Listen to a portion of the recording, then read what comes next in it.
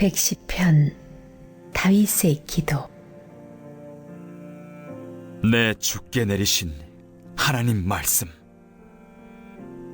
내가 내 원수들을 내 발판으로 삼을 때까지 너는 여기 내 보좌 곁에 앉아 있어라. 시온의 하나님께서 주께 강력한 왕권을 만들어 주셨으니 원수들이 애워싸도 이제 다스리소서. 주님, 주님의 위대한 승전 날에 거룩한 갑옷 입고 찬란히 빛나는 주께로 주님의 백성이 기쁘게 모여들 것입니다.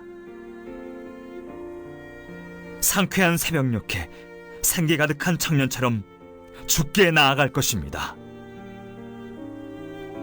하나님께서 말씀하셨으니 돌이키지 않으실 것입니다. 왕께서는 영원한 제사장 멜기세덱 제사장,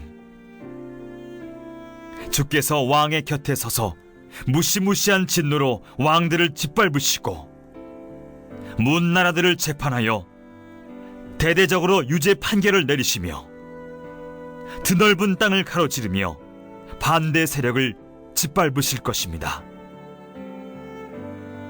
왕을 세우시는 분께서 왕을 즉위시키시니 참되신 왕께서 머리를 높이 들고 다스리실 것입니다.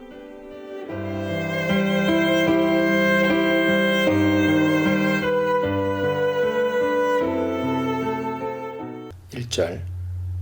1절은 여호와께서 시인이 내 주라고 부르는 어떤 존재를 향해 신탁을 주시는 장면입니다. 여기서 시편 110편 해석에 있어 가장 중요한 이슈가 발생합니다. 시편 110편의 화자가 누구이며 동시에 보좌 우편의 존재는 누구인가 하는 문제가 110편 해석의 핵심입니다. 두 가지 방법이 있습니다. 첫째 방법은 시편의 화자를 제2적 제사장으로 보고 보좌 우편에 계신 존재는 다윗으로 이해하는 방법이죠. 다윗은 다윗 언약 안에서 하나님의 통치를 구현하는 왕적인 존재로 이해되기 때문에 이 방법은 큰 맥락에서 충분히 가능합니다. 그러나 시편 73편에서 89편에 이르는 제3권에서 다윗 왕권이 무너진 것으로 보았고 90편에서 106편에 이르는 제4권에서는 여호와 하나님의 영원한 왕권을 다윗 왕권의 실패에 대한 대안으로 제시했기에 5권에 속하는 110편에서 다윗을 다시 왕적인 존재로 묘사하는 것은 자연스럽지 않습니다. 둘째 방법은 화자를 다윗으로 보고 보좌 우편의 존재를 하나님과 구별되는 어떤 신적 존재로 이해하는 방법이죠. 이는 다윗의 시로 되어 있는 시편의 표제가 저자 문제를 가리키는 것으로 이해하는 전통적 방식과 잘 어울리며 복음서에서 시편 110편 1절을 예수께서 인용하시면서 화자를 다윗으로 이해하신 것과도 상충하지 않습니다. 여호와의 왕권을 중요하게 생각하는 시편 4권에서 5권에 이르는 흐름과도 적절하게 맞아 들어갑니다. 시편 110편의 화자는 다윗이며 1절에 묘사된 보좌 우편의 주님은 다윗보다 뛰어나시고 여호와로부터 왕권을 부여받는 신비한 존재로 이해합니다. 이는 물론 이 보좌 우편의 주님께서 신약에서 제2위 하나님이신 예수님을 미리 보여준다는 예표적 이해와도 맞닿아 있습니다. 여호와께서는 이러한 보좌 우편의 주님을 향해 자신의 오른쪽에 앉으라고 하십니다. 여호와의 오른쪽에 앉는다는 것은 하나님과 같은 신적인 존재로서의 통치권을 가진다는 의미죠.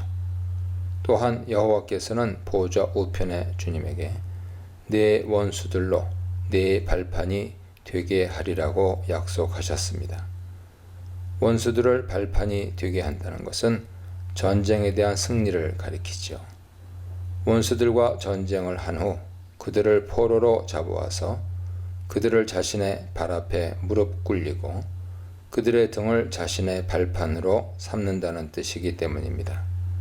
다시 말해 여호와 하나님께서는 보좌 우편의 주님에게 여호와급의 통치권을 약속하셨고 그 통치권으로 열방의 왕들까지 모두 다스리게 될 것 또한 약속하신 것입니다.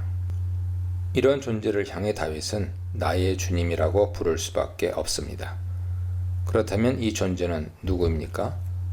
정경적 맥락으로 보자면 당연히 신약에서 성육신 하셔서 나타나신 예수 그리스도인데 시편 넷의 맥락에서 보자면 이 존재는 시편 흐름에서는 처음 등장하는 존재입니다.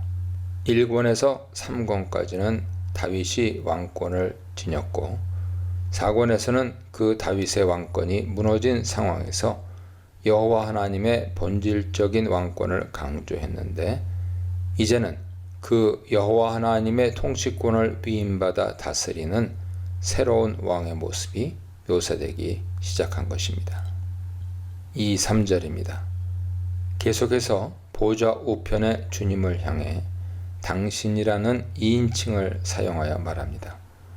이 부분은 여호와께서 보좌 우편의 주님에게 말씀하시는 것으로 보아 1절의 신탁이 계속 이어지는 것으로 볼 수도 있지만 사실은 시인인 다윗이 보좌 우편을 향해서 기도하면서 이야기하는 내용으로 보는 것이 더 적절합니다. 왜냐하면 두 번째 신탁에 이은 5절로 7절도 다윗이 보좌 우편의 주님에게 말씀드리는 것으로 보이기에 1절로 3절과 4절로 7절이 여호와의 신탁 그리고 시인의 고백이라는 공통 구조를 가지고 있는 것으로 보는 것이 시를 명확하게 이해하는 길이기 때문입니다. 2절은 여호와께서 보좌 우편의 주님에게 권능의 규를 주시기에 그 주님께서 원수들 중에서 다스리시게 된다는 사실을 보여줍니다. 보좌 우편의 주님은 열방을 다스리는 권세를 가집니다. 3절은 그 보좌 우편에 계신 주님의 권능의 날에 그분의 백성들이 자원함으로 그분께 나아가게 된다는 것을 말하고 있습니다. 우리는 흔히 이 부분의 해석이 있어서 청년들의 새벽 이슬 같은 순수함과 신선함을 중요하게 말하곤 하는데 사실 이 구절의 핵심은 새벽 이슬 같은 청년들의 자원하는 헌신이 보좌 우편의 주님께 드려지게 된다는 점에 있습니다. 2절은 보좌 우편의 주님께서 열방의 왕들을 다스리심을 말하고 4절은 그 주님께서 백성들의 헌신을 받게 되신다는 것을 말합니다. 보좌 우편의 주님의 통치권은 우주적인 범주에 미치며 따라서 그분의 통치하심은 마치 여호와 하나님의 통치하심과 같은 수준으로 여겨집니다. 4절입니다. 보좌 우편의 주님에게 주신 여호와 하나님의 두 번째 신탁입니다. 그 내용은 보좌 우편의 주님이 왕권뿐 아니라 제사장권까지 지니게 되신다는 것입니다. 이스라엘이 국가로 제도화한 이후로 왕권과 제사장권은 명확하게 분리되어 왔습니다. 그런데 이 보좌 우편의 주님은 1절로 3절에서 본 바와 같이 왕권을 지닌 동시에 이제 4절 내용에 의하면 제사장권까지 갖게 되는 것이죠. 이러한 보좌 우편의 존재는 왕권만 있는 다윗보다 당연히 더 뛰어난 존재임이 다시 한번 밝히 증명됩니다. 특별히 4절의 제사장권은 아론의 계열이 아닌 멜기세덱의 계열을 따른 제사장입니다. 멜기세덱이란 나의 왕은 의롭다라는 뜻으로 그 이름 자체에 왕권의 의미가 들어있으며 창세기 14장의 멜기세덱 역시 왕권과 제사장권을 함께 지닌 존재였기에 보좌 우편의 주님에게 수여되는 제사장권은 다윗 왕권, 즉 다윗 언약의 수준을 뛰어넘어 역사하는 하나님의 통치권으로부터 직접적으로 비롯되는 것임을 밝히 알 수 있습니다. 5절로 7절입니다. 보좌 우편의 주님에 대한 시인의 두 번째 묘사입니다. 그런데 5절은 110편 흐름에서 상당한 변화를 보여줍니다. 아도나이라는 말을 사용하기 때문이지요. 이 말은 구약 성경에서 주로 여호와 하나님을 가리킬 때 사용됩니다. 1절에 사용된 아도니라는 말은 사람에게 쓸 수 있는 말로 보좌 우편에 계신 주님을 향한 말입니다. 그런데 5절은 보좌 우편의 주님을 향해서 아도나이라는 말을 사용합니다. 5절 첫 부분을 직역하면 당신의 오른쪽에 계신 아도나이가 됩니다.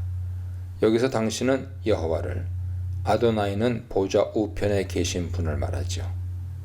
이는 1절에서 여호와께서 보좌 우편에 계신 이에게 내 오른쪽에 앉으라 하신 점에서도 명확하게 드러납니다. 즉, 시인인 다윗은 이제 보좌 우편에 계신 주님을 아도나이라고 부릅니다. 이때 아도나이는 물론 언약 신명인 여호와와는 구별되는 철자입니다.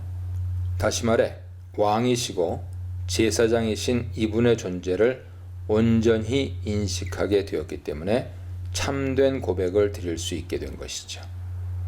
그분은 진노하시는 날에 왕들을 멸하실 것이며 많은 땅의 지도자들을 멸하신 후에 시냇물을 마시고 머리를 드실 것입니다. 6절에서 열방의 머리로 번역된 단어와 7절에서 보좌 우편의 주님이 드실 그분의 머리는 히브리어 원어로 같은 단어입니다.